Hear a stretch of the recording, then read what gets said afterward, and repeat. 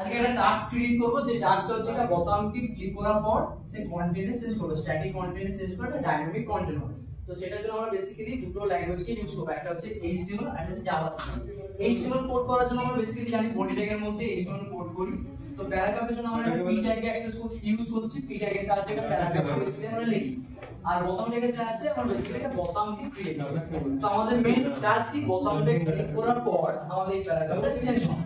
তো সেই জন্য আমাদের জাভাস্ক্রিপ্ট ইউজ করতে হবে। জাভাস্ক্রিপ্ট আমরা কোথায় ইউজ করি, HTML এর বডি ট্যাগের একবার লাস্টের দিকে আমরা জাভাস্ক্রিপ্ট ইউজ করি স্ক্রিপ্ট ট্যাগের মাধ্যমে। তো ফার্স্ট আমাদের কাজ কি, বোতামটাকে অ্যাক্সেস করতে হবে। বোতামটাকে অ্যাক্সেস করার পর বোতামে ক্লিক করলে এই কন্টেন্টটা চেঞ্জ হবে। ফার্স্ট বোতামটাকে আমরা কিভাবে অ্যাক্সেস করব, document.getElementByTag এই প্রপার্টি সাহায্যে আমরা বেসিক্যালি বোতামটাকে অ্যাক্সেস করছি।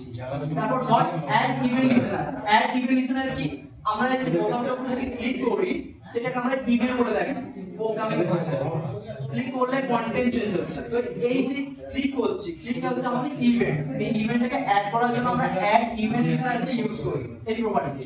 কি ইভেন্ট লাগাচ্ছি আমরা, ক্লিক ইভেন্ট লাগিয়েছি, দেন একটা ফাংশন তৈরি করছি। এই ফাংশনটা আমরা বলে থাকি অ্যানোনিমাস ফাংশন। এই ফাংশনের কোনো নাম নেই, ডাইরেক্টলি আমরা ফাংশন ট্যাগের মাধ্যমে বা ফাংশন কিওয়ার্ডের মাধ্যমে ফাংশন ক্রিয়েট করছি। দেন কাজ কি, আমাদের এই প্যারাগ্রাফের কন্টেন্টটা চেঞ্জ করতে হবে। তাহলে প্যারাগ্রাফটাকে আমরা অ্যাক্সেস করতে হবে document.getElementByTag নেম। এবং কাকে অ্যাক্সেস করব, p ট্যাগকে অ্যাক্সেস করব। তার ইনডেক্স নম্বর কত, 0, কারণ প্রথম প্যারাগ্রাফ, সেজন্য আমরা 0 ইনডেক্স নম্বর দিচ্ছি। এবং .innerHTML এই প্রপার্টি সাহায্যে HTML এর কন্টেন্টকে আমরা বেসিক্যালি চেঞ্জ করে থাকি। কি কন্টেন্ট লিখছি, যে hi I am Subhadeep Mahanta, এই কন্টেন্টটা কখন ডিসপ্লে করবে, যখন আমরা বোতামটা ক্লিক করব। ক্লিক করার পর আমাদের মেইন স্ট্যাটিক কন্টেন্ট চেঞ্জ হয়ে ডাইনামিক কন্টেন্ট।